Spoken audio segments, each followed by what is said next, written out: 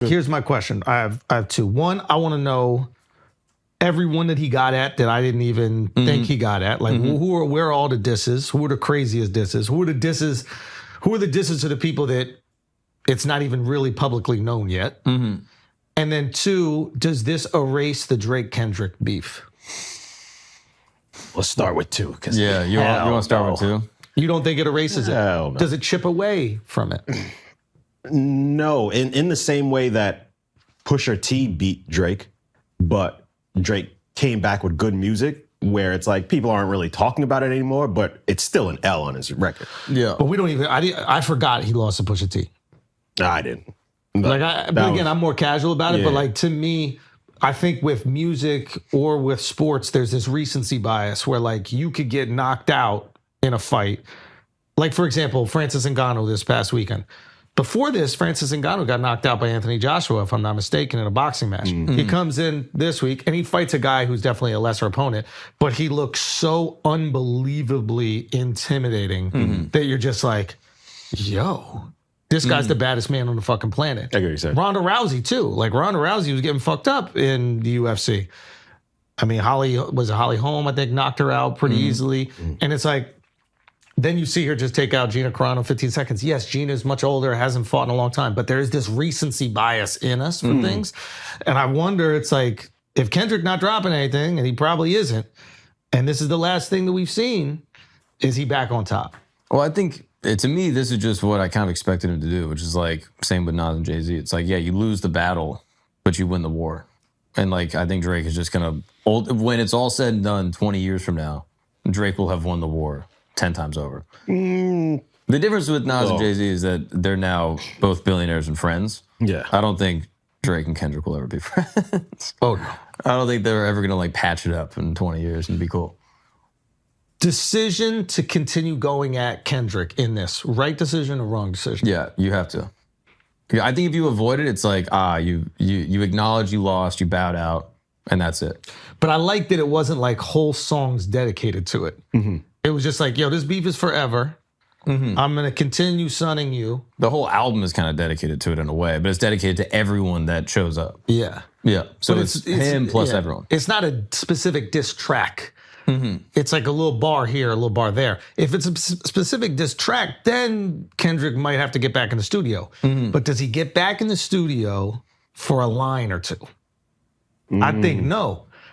So it's almost... I'm not going to lie, like, Drake definitely played it good. Selfishly, I wish he had one song just dedicated. Yeah, because I remember when, even after the Jay-Z Nas situation on Blueprint 2, Jay-Z just had a whole song just destroying Nas. And it's like, people don't really talk about it, but I'm telling you, this was the hardest diss track of all of them. Sure, but... And I love that. So just as a fan of battle rap, yeah, I would have liked another one. You would have liked it as a fan, but strategically, wouldn't it's have like... been the smart play. You don't want Kendrick to drop and then fuck up your rollout. True. Because if you do some crazy shit, Kendrick drops. Now we're talking about the back and forth beef again, and you just put out 45 songs, and now you got to get back in the fucking studio again. It's like you want to do just enough where you're taking shots and he's not responding. Which is why I think the triple album is smart for a bunch of reasons. It's like, one, I'm acknowledging everything that's gone on in the past 2 years. So it's like, that's Iceman. And then it's like, I'm also going to put songs for the women, kind of like the Drake that you know. That's like Habiti. And then here's where I'm going to go. And that's Maid of Honor. It's like kind of, it's more experimental. He's trying out different sounds. And it's like pushing kind of like, here's the next wave that y'all are going to jump on. So he kind of does everything all at once. Like, here's where I'm at. Here's the old me. Here's the new me. And it's just flooding the plane. And on top of that, Miles pointed this out to me. Michael Jackson is the only artist to have 3 of his albums chart.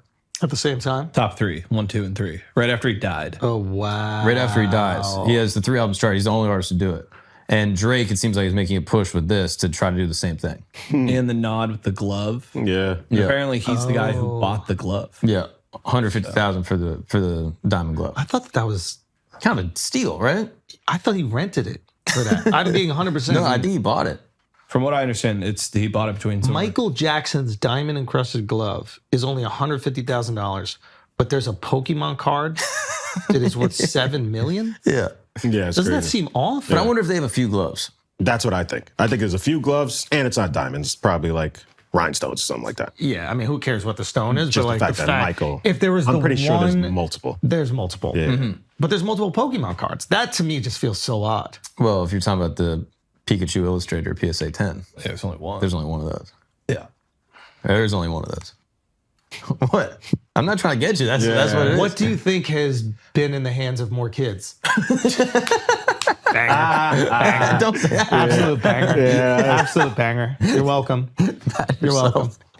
You're welcome. I like that. I do Great like job, that. Schulte. I do like that. I'm Great gonna job, start doing Schulte. that. Great job, Schulte. Y'all be giving me. But no, he dissed everyone. So obviously there's the Kendrick disses on like a bunch of different tracks. Damn, who is this guy for real? I guess a magician. 100 million streams vanished. No one's got questions. Talking about the Kendrick streams that all of a sudden were there and then they got pulled down. A little hypocritical because some of your streams disappeared as well. That is kind of funny to do. That is kind of funny to do. It's like Nancy Pelosi and like Trump talking to each other about rigging the stock market. Yeah. It's like, well, you rigged it more. Yeah. Okay. All right. And Muggsy Bogues dunked for once. Even I'm a bit amazed. Kind of funny. This one was one that people, specifically on Black Twitter, got kind of, there was discussion about it. White kids listen to you because they feel some guilt and that's how your soul gets fulfilled. Handing out turkeys on camera inside of your hood and then you go back to the hills. How many houses you built? How many souls did you heal off the back of your deal? So he's basically saying white kids are listening to Kendrick because they have white guilt. He's like, they listen to you because they want to be like an activist and a part of this whole like, you know, Black cultural movement. And that they do it because you represent that in the space, not because they actually like the music. I'll be honest, I never met a white person listen to Kendrick, bro.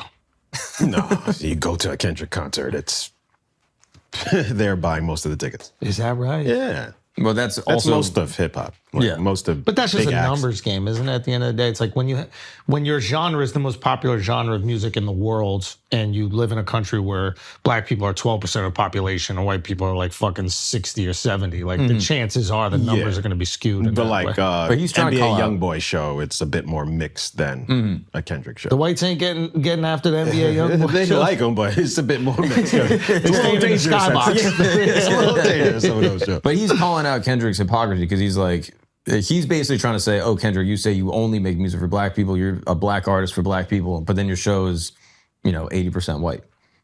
What I would say is like that's not Kendrick's fault. Like Yeah. he can't decide who buys the tickets. But he's just saying you're misrepresenting who you are. I'm being honest. My music's for everyone. That's why my audience is Indian kids and white kids and Black kids.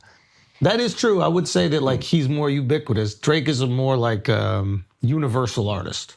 Yeah. Like But sometimes he'll frame things trying to make them like disses when they aren't, because that's a good thing if yeah, you're... he's like you just make music for Black people. And then Kenny's like, yeah. Yeah. like when he said, you rap like you're trying to free the slaves. I'm like, Yeah. yeah, it's a good thing. You don't want to free the slaves? Yeah. You want them to stay there? I mean, is like, funny. Drake he's half wants him. So you're like, he'll try to frame shit like that. I'm like, bro, look in the mirror, man. That's why people keep telling him, look in the mirror. That would be a good movie if some guy did rap and freed the slaves. That'd be a fire movie. Would you not watch that? If rapping freed the slaves? Yeah. Mark, keep going. Okay. That's a Miles comment. Yeah, I know. Yeah. Keep going. I'm just saying, it would be a good movie.